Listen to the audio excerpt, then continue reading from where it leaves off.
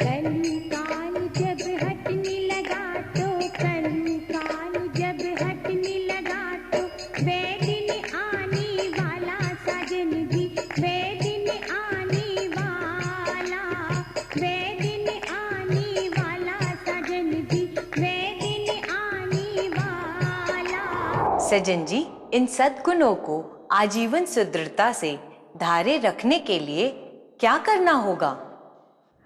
इन सद्गुणों को आजीवन सुदृढ़ता से धारे रखने से हम दूसरों के लिए न केवल अनुकरणीय आदर्श बनने में सक्षम हो जाएंगे, अपितु वर्तमान व भावी पीढ़ी में इन्हें स्थानांतरित करने की निपुणता भी हासिल कर लेंगे। तो इन सद्गुणों को सुदृढ़ता से धारने के लिए हमें क्या यत्न करना होगा? इन सद्गुणों को सुदृढ़ता से धारने के लिए हमें सम, संतोष, धैर्य, सच्चाई व धर्म की जीवन में महत्ता की जानकारी प्राप्त कर उन्हें पूर्णतः आत्मसात करना होगा तथा तदुपरांत विचारों में उन्हें सुदृढ़ता से धार कर उनसे प्राप्त लाभों का अपने मन, वचन व कर्म द्वारा प्रदर्शन करना होगा। यही नहीं, इस हेतु हमें द्विभाव और उन समस्त मानव निर्मित सीमाओं, विशेषतः धार्मिक बंधनों को भी तोड़ना होगा, जिन्होंने इंसान के मन मस्तिष्क में अथाह संघर्ष उत्पन्न कर अनेकानेक पंथों के माध्यम से आज विघटन की स्थिति उत्पन्न कर दी है और आत्मविश्वास जैसे सद्गुण का लोप हो गया है। आत्मविश्वास के लोप से क्या दुष्परिणाम उत्पन्न हो गया है? आत्मविश्वास के लोप से आज इंसान के लिए शांतिपूर्ण ढंग से रहना, स्वतंत्रता पूर्वक कार्य करना एवं जीवन के प्रधान उद्देश्य को सही तरीके से प्राप्त करने का यत्न करना असंभव हो गया है। इसके अतिरिक्त इस विस्मयकारी व आश्चर्यजनक स्थिति में आज प्रत्येक व्यक्ति का मन मस्तिष्क इस सत्य से पूर्णतः विमुख हो गया है कि शाश्वत सत्ता में हर स्थान पर हर व्यक्ति में व्याप्त होने का गुण विद्यमान है। शाश्वत सत्ता में हर स्थान पर हर व्यक्ति में व्याप्त होने का गुण विद्यमान है। इस कथन से क्या सिद्ध होता है? इस कथन से सिद्ध होता है कि एक जैसे होने के नाते हम सब एक हैं और उस सर्वव्यापक, सर्वज्ञ तथा सर्वशक्तिमान ईश्वर की संतान है। शाश्वत सत्ता के सत्य से विमुख हो जाने का इंसान के मन मस्तिष्क पर क्या दुष्प्रभाव पड़ा है? इस सत्य से विमुख हो जाने के परिणाम स्वरूप आज प्रत्येक मानव का मन मस्तिष्क मानव निर्मित मूल्यों व धार्मिक बंधनों में ग्रस्त होकर परस्पर प्रतिस्पर्धा व विरोधाभास के कारण मानसिक एवं भावात्मक रूप से अंतहीन संघर्ष में रत है।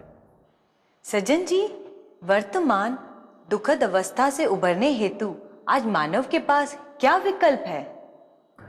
वर्तमान दुखद अवस्था से उबरने हेतु आज मनुष्य के लिए सतयुगी नैतिकता व आचरण संहिता को अपनाने की आवश्यकता है।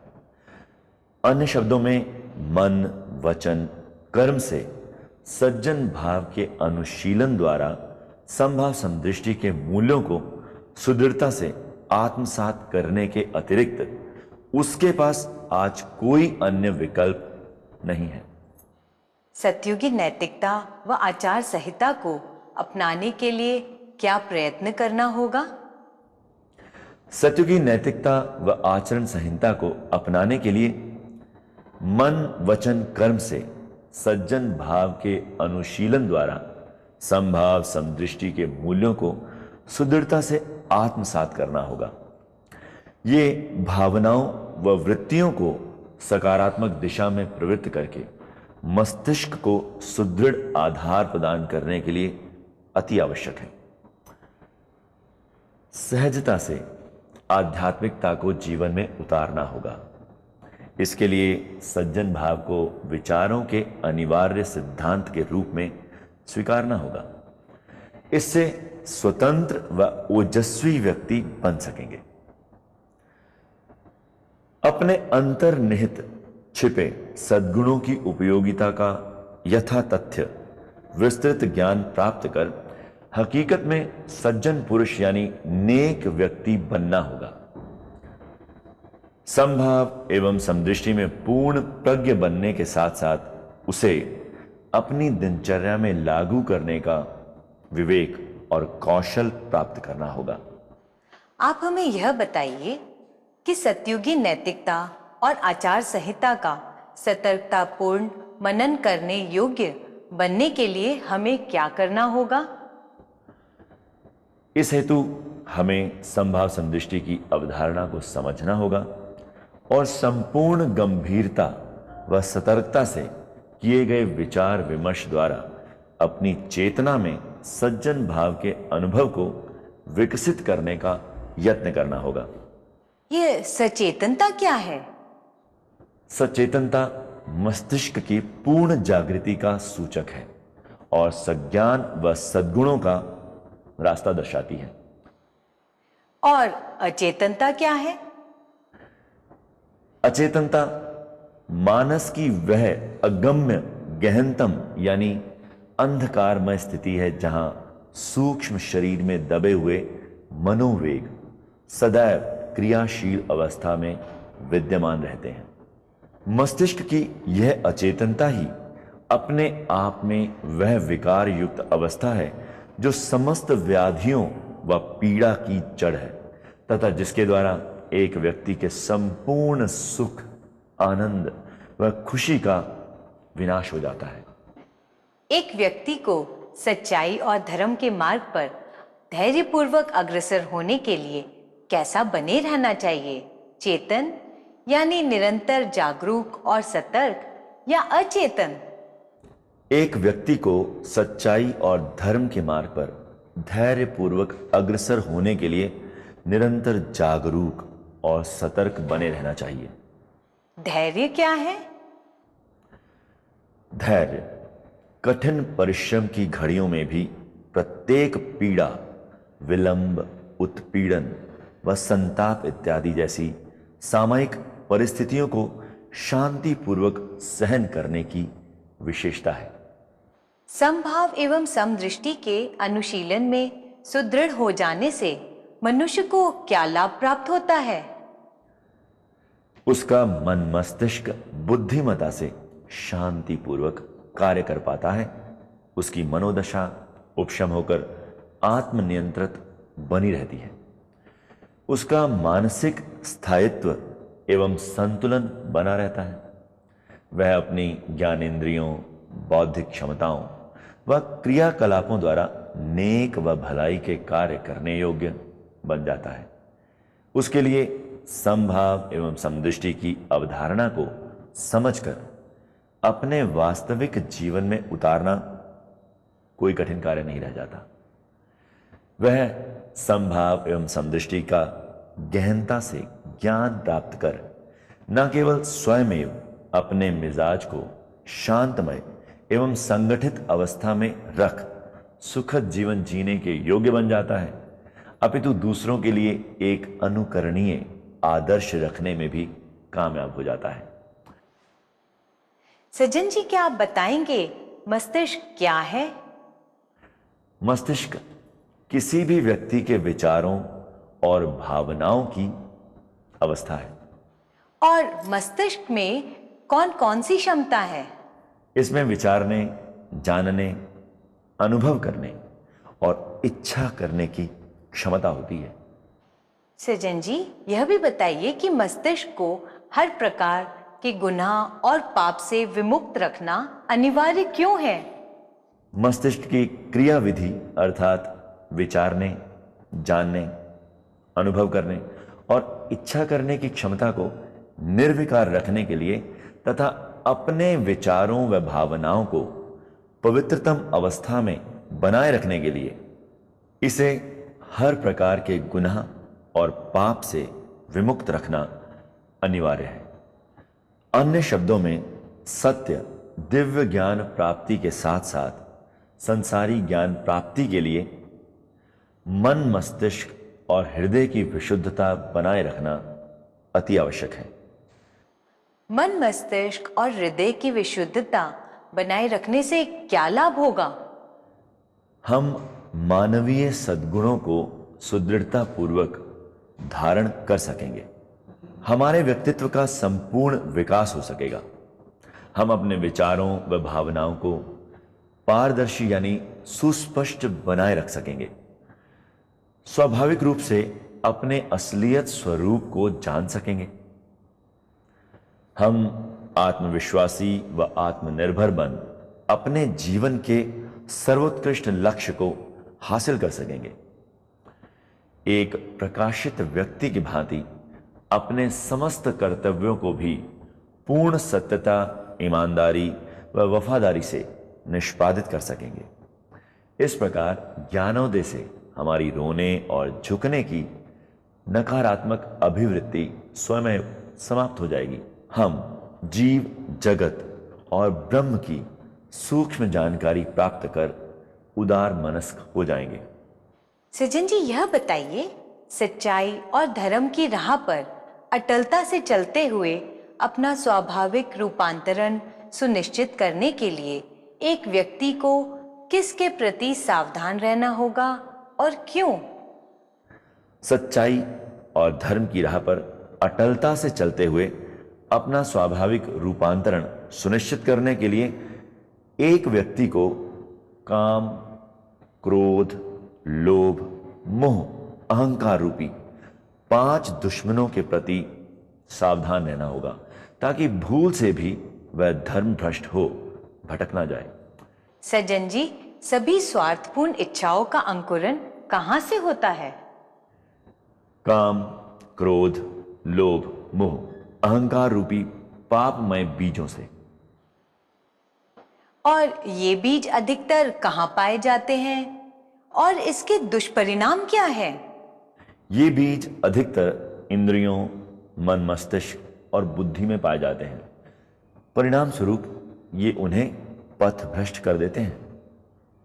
ये मनुष्य के अंदर दुविधा की स्थिति उत्पन्न करते हैं, जिससे उसका विवेक लुप्त हो जाता है। इस प्रकार इन 5 चोरों की फौज में किसी भी व्यक्ति के ज्ञान, बोध, प्रयोगात्मक कौशल व अनुभवों को नष्ट करने की क्षमता होती है, और यही नैतिक पतन के घातक कारण बनते हैं। तात्पर्य यह है कि स्वार्थ युक्त इच्छाओं को उत्पन्न कर मनुष्य की मानसिक स्वस्थता पर ये अत्यंत विघटनकारी दुष्प्रभाव छोड़ते हैं। सज्जन जी, क्या आप हमें बताएंगे काम क्या है और इसका क्या दुष्परिणाम है? काम मनुष्य के लिए सर्वाधिक साधारण व सबसे कठिन प्रलोभन है। यह विनाशकारी है क्योंकि यह मनुष्य को दुर्व्यसनी बनाता है। यह आत्मनियंत्रण जैसे ईश्वरीय सद्गुण का विरोधी है। इसे मनुष्य के मन, मस्तिष्क की अतृप्त क्षुधा माना जाता है। अब आप हमें यह बताइए कि क्रोध क्या है और इसका क्या दुष्परिणाम है? क्रोध वह उष्ण व अप्रिय स्थिति है जो विपरीत क्रिया, घटना व परिस्थिति द्वारा भड़काकर उत्पन्न की जाती है। इसके अंतर्गत अधिकतर प्रतिशोध की इच्छा व शत्रुता का भाव सम्मिलित होता है। इससे ग्रस्त होने पर नफरत की भावना भी उत्पन्न हो जाती है और व्यक्ति विशेष दूसरों को अपना शत्रु या दुश्मन जानकर उन पर अपना गुस्सा उतारता है। यही नहीं, क्रोधी व्यक्ति के क्रियाकलाप उसके मन, मस्तिष्क की शांति व प्रसन्नता भंग कर दूसरों के लिए पीड़ा उत्पन्न करते हैं। इस प्रकार क्रोधावेश में कहे हुए शब्द व किए हुए कार्य सर्वप्रथम स्वयं को ही आहत करते हैं। क्रोध रूपी पाप युक्त विकार को जड़ से उखाड़ फेंकने पर क्या होगा? क्रोध रूपी पाप युक्त विकार को जड़ से उखाड़ फेंकने पर ही हम मस्तिष्क की वास्तविक शांति का आनंद मान सकेंगे। आप हमें थोड़ा सा इसके बारे में जानकारी दीजिए कि मोह क्या है और इसका क्या परिणाम है। मोह धोखा है, अर्थात असत्य को ही सत्य समझकर स्वीकारना। यह भ्रम है, अर्थात किसी पदार्थ की उत्तेजना की दुर्व्याख्या के कारण उत्पन्न हुआ मिथ्या बोध है। यह सत्य का भ्रम उत्पन्न करता है, जिससे बाह्य जगत यानी सांसारिक मोह और आसक्ति के भ्रमात्मक होने का सिद्धांत सुनिश्चित हो जाता है। इसी संदर्भ में जहां मोह दूसरों को प्रभावित करने की क्रिया है, वहीं आसक्ति जकड़ने की क्रिया है। इस प्रकार यह मन मस्तिष्क को प्रभावित कर पदार्थों से जोड़ने की ऐसी क्रिया है जिसके कारण दृष्टि एवं मति भ्रम उत्पन्न होता है। यह ठीक कहा आपने। पर इसी संदर्भ में मैं आपसे और जानना चाहूंगी कि दृष्टि एवं मति भ्रम क्या है और इसके उत्पन्न होने से क्या होता है। दृष्टि एवं मति भ्रम मन मस्तिष्क की ऐसी मादक अवस्था है जिसके कारण व्यक्ति अभीप्सित वस्तु के अतिरिक्त और किसी भी विषय में विचार करने में असमर्थ हो जाता है। क्या आप हमें बताएंगे कि मोह के विषय में विशेषतः क्या याद रखना चाहिए। मोह के विषय में विशेषतः यह याद रखना चाहिए कि मोह एक ऐसा विकार या बीमारी है जो अंततः मानसिक अव्यवस्था की स्थिति उत्पन्न करता है। ऐसा व्यक्ति सदैव नाकामयाबी को प्राप्त कर पराजित हो जाता है। यह तो हमें पता ही नहीं था। आप हमें अब यह भी बताइए कि लोभ क्या है। अपनी प्रारब्ध से अधिक प्राप्त करने की उत्कट अभिलाषा यानी तृष्णा ही लोभ है, जो कि निरंतर बढ़ती रहती है। यह जानकारी तो मेरे लिए बिल्कुल नई है। आप सज्जन जी हमें यह भी बताइए कि अभिमान क्या है। अभिमान घमंडी होने का भाव या दशा है। यह वह आनंद प्रदायक व संतोषप्रद भाव है जो स्वयं द्वारा अथवा अपने से जुड़े किसी व्यक्ति या पारिवारिक समर्थन में किए किसी प्रशंसनीय कार्य को करने के उपरांत प्राप्त होता है। इसके अंतर्गत धन संपत्ति के संग्रह का मिथ्याभिमान भी सम्मिलित है। यह व्यक्ति को अहंकारी बनाता है। तो फिर इन 5 शत्रुओं की फौज पर विजय पाने के लिए क्या करना होगा और क्यों। इन 5 शत्रुओं की फौज पर विजय पाने के लिए अपनी संपूर्ण शक्ति द्वारा इन पर विजय पाने का दृढ़ संकल्प लेना होगा। सज्जन भाव की अवधारणा को गहनता व समझदारी से स्वीकार करना होगा, क्योंकि ये भाव सभी प्रकार की बुराइयों व पाप युक्त आचरण से हमारी रक्षा करने वाला है। यह अपनी इंद्रियों को संयमित रख अपने मन मस्तिष्क की शुद्धता द्वारा ज्ञानवान बनने के लिए अति आवश्यक है। तभी हम स्वयं को स्वाभाविक रूप से परिवर्तित कर सत्य आध्यात्मिक ज्ञान का अपने मन मस्तिष्क में विकास कर पाएंगे। क्या हम जान सकते हैं कि दिव्यता से जीवन जीने के लिए क्या अति आवश्यक है। दिव्यता से जीवन जीने के लिए समभाव एवं समदृष्टि की युक्ति हमें यह संदेश देती है कि हम वास्तविक अर्थों में सज्जन बने, अर्थात ऐसे श्रेष्ठ आदर्श पुरुष बने जो सज्जनता से ओतप्रोत हों। सज्जनता से ओतप्रोत? सज्जन कौन है? सज्जन अर्थात एक माननीय व्यक्ति या भला व्यक्ति। वह प्रत्यक्षता व व्यवहार में सौम्य व सुशील होता है। सदैव दूसरों का आदर करते हुए उनके साथ उचित, सौम्य और नेक व्यवहार करता है तथा सभी परिस्थितियों में विनम्र, मृदु एवं सचेत बना रहता है। तो सज्जन पुरुष दूसरों के साथ व्यवहार करते समय क्या नहीं करता है? सज्जन पुरुष दूसरों के साथ व्यवहार करते समय कदापि अशिष्ट, उग्र व कर्कश नहीं होता। कभी असत्य, कटु, अप्रिय, अनर्थक वचन नहीं बोलता और ना ही किसी की निंदा चुगली करता है। यह बताइए कि सज्जन पुरुष कभी भी असत्य, कटु, अप्रिय, अनर्थक वचन क्यों नहीं बोलता है? सज्जन पुरुष कभी भी असत्य, कटु, अप्रिय व अनर्थक वचन इसलिए नहीं बोलता क्योंकि वह इस तथ्य के प्रति सचेत होता है कि बिना सोचे समझे व विचारे बोले हुए शब्द दूसरों के लिए विषाक्त सिद्ध होते हैं और ये सब अवगुण उसके विचारों व वाणी को विकृत कर न केवल उसकी मानसिक शांति को अपितु वातावरण की शांति को भी भंग कर देते हैं। सज्जन जी, सज्जन पुरुष का आदर सम्मान करते हुए सब उससे सहजता से क्यों स्वीकार कर लेते हैं? सज्जन पुरुष का आदर सम्मान करते हुए सब उसे सहजता से इसलिए स्वीकार कर लेते हैं क्योंकि वह अपनी वाणी का कभी भी दुरुपयोग नहीं करता, अर्थात बिना सोचे समझे व विचारे कभी नहीं बोलता और इस प्रकार मानवीय उत्कृष्टता का प्रतीक बना रहता है। आप हमें यह बताइए कि सज्जनता कौन से सद्गुणों का बीज स्रोत है और इन सद्गुणों को अपनाना क्यों आवश्यक है?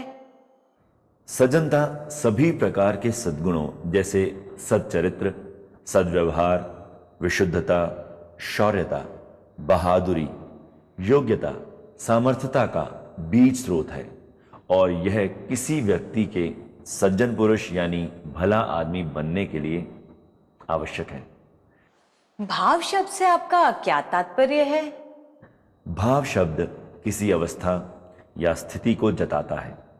किसी व्यक्ति की विवेकशीलता उसके मन मस्तिष्क के भाव के स्तर को जन्म देती है, जो कि अंततः उसकी प्रकृति, सिद्धांत, प्रवृत्ति, आदत, स्वभाव, गुण या चरित्र बन जाता है।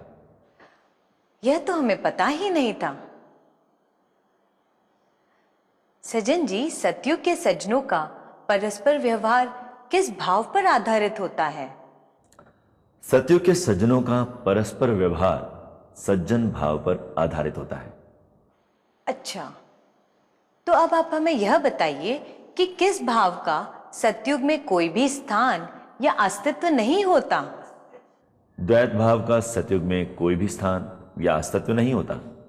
जी, सज्जनता पर आधारित भाव हमें किस प्रकार प्रभावित करते हैं?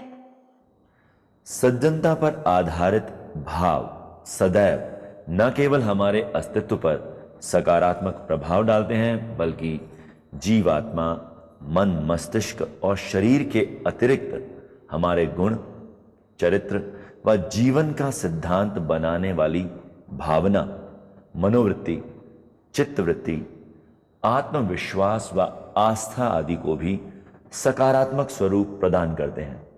इस प्रकार हम कह सकते हैं कि सज्जन भाव के मूलाधार पर आश्रित यानी पले बढ़े व्यक्ति का चरित्र पूर्णतया सकारात्मक गुणों व श्रेष्ठताओं से परिपूर्ण होता है। तो फिर द्वैत भाव और अन्य सभी प्रकार के भाव हमें किस प्रकार प्रभावित करते हैं? द्वैत भाव और अन्य सभी प्रकार के भाव सदैव न केवल हमारे अस्तित्व पर नकारात्मक प्रभाव डालते हैं बल्कि जीवात्मा, मन, मस्तिष्क और शरीर के अतिरिक्त हमारे गुण, चरित्र व जीवन का सिद्धांत बनाने वाली भावना, मनोवृत्ति, चित्तवृत्ति, आत्मविश्वास व आस्था आदि को भी नकारात्मक स्वरूप प्रदान करते हैं। सज्जन जी, द्वैत भाव और अन्य सभी प्रकार के भावों पर आधारित मनुष्य कैसा होता है? द्वैत भाव और अन्य सभी प्रकार के भावों पर आधारित मनुष्य अधर्मी अर्थात निकृष्ट, दुराचारी, निर्दयी, धोखेबाज, चतुर, चालाक, स्वार्थी, हिंसक, चोरी, ठगी जैसा मिथ्याचरण करने वाला, दुर्व्यसनी, व्यभिचारी पुरुष होता है। दूसरों को दुख पहुंचाना ऐसे व्यक्ति का दिन प्रतिदिन का व्यवहार होता है। और सज्जन भाव पर आधारित मनुष्य कैसा होता है? ऐसा व्यक्ति पूर्ण रूपेण विवेकशील, समझदार, श्रेष्ठ, कुशाग्र बुद्धि, आत्मविश्वासी, चतुर, ज्ञानवान, कुशल और दक्ष होता है। वह अपने ज्ञान के सही प्रयोग द्वारा तथ्यों की यथार्थपूर्ण विवेचना कर पाता है और ईश्वरीय गुणों व हुक्म का स्वयं सफलतापूर्वक प्रदर्शन करते हुए सरलता से उन्हीं गुणों का प्रसार करने में समर्थ हो पाता है। यह जानकारी मेरे लिए नई है। आप अब हमें यह बताइए कि सज्जन भाव अपनाना क्यों आवश्यक है? सज्जन भाव अपनाना इसलिए आवश्यक है क्योंकि ये हमें मानवता पढ़ाता है और नकारात्मक विचारों से दूर रखता है। मन मस्तिष्क की उग्र अवस्था के उन्मूलन हेतु हमें अहंकार व स्वार्थ युक्त कलयुगी चंचल स्वभावों से परे रखता है, अर्थात सत्युग के शांत एवं स्थिर स्वभावों में ढलने के लिए भी प्रेरित करता है। जीवन की किसी भी विपरीत परिस्थिति में हमें विषाद, रोने झुकने व नकारात्मक सोच आदि में जाने से रोकता है। हमें पशुओं एवं अल्प बुद्धि जीवों से विभेदित कर इस विश्व को एक सामंजस्य एवं सौहार्दपूर्ण ग्रह बनाने में सहायक सिद्ध होता है। सज्जन व्यक्ति आपसी बातचीत के दौरान किस शब्द का प्रयोग करते हैं और क्यों? सज्जन व्यक्ति जी और आप दोनों ही शब्दों को सज्जन भाव का प्रतीक मानते हुए आपसी बातचीत के दौरान इनका प्रयोग करते हैं, क्योंकि वे जानते हैं कि इन आदर, सम्मान व प्रेम सूचक शब्दों का प्रयोग करने से उनका परस्पर आदर भाव मजबूत होता है। इस प्रकार वे दूसरों को सम्मानित करने हेतु तू और तुम के स्थान पर आप और जी शब्द का प्रयोग करते हैं। जी और आप दोनों शब्दों के इस्तेमाल करने से होने वाली लाभ प्राप्ति का क्या आप विस्तार से वर्णन करेंगे? मन, वचन, कर्म द्वारा इन शब्दों के संयुक्त प्रयोग से परस्पर आदर भाव मजबूत होता है। मनुष्य के मन मस्तिष्क में स्वयं आवश्यक मानवीय सद्गुणों का सर्वांगीण विकास हो जाता है। हमारी जीवात्मा, मन, मस्तिष्क और जीवन सकारात्मक ऊर्जा व उत्साह से भरपूर हो जाते हैं। आपसी संबंधों को प्रेम, प्रीति और धैर्य से निष्पादित करने का साहस और दृढ़ निश्चय प्राप्त होता है। वह इन शब्दों से युक्त विशुद्ध, हितकर, सज्जनता युक्त, विनम्र व कर्णप्रिय वाणी जहां वातावरण को शांतमय बनाए रखती है, वहीं इसके प्रयोग से व्यक्ति दयालु, स्नेही, शिष्टाचारी, सर्वसम्मत व आनंदमय भी बना रहता है। सज्जन जी, सज्जन व्यक्ति परस्पर अभिवादन किस प्रकार करते हैं और क्यों? सज्जन व्यक्ति परस्पर एक दूसरे का आदर पूर्वक अभिवादन करते समय नमस्कार, नमस्ते, सुप्रभात, जय सीताराम जी, सत श्री अकाल इत्यादि कहकर संबोधित करते हैं। वे ऐसा करना एक दूसरे को सहृदयता से सम्मान देने के साथ साथ हर प्रकार के पूर्वाग्रह को त्यागने के लिए आवश्यक समझते हैं। यही नहीं, यह मनुष्य के सद्गुण युक्त होने का सूचक भी होता है, क्योंकि यह स्मरण कराता है कि ईश्वर सर्वव्यापक है। इस प्रकार इस आंतरिक वृत्ति की सार्थकता अभिवादन के शब्दों जैसे नमस्ते इत्यादि में निहित होती है, जिसका अर्थ होता है, मैं अपने समस्त बुद्धिबल, बाहुबल, आत्मिक बल एवं प्रेम से आपकी अंतरात्मा का हार्दिक अभिनंदन करता हूं। यही नहीं, इस प्रक्रिया द्वारा वस्तुतः एक व्यक्ति दूसरे के हृदय में अपने ही असलियत स्वरूप का दर्शन करता है। आत्म परिचय। आओ हम और आप मिलकर अपने आप को समझें।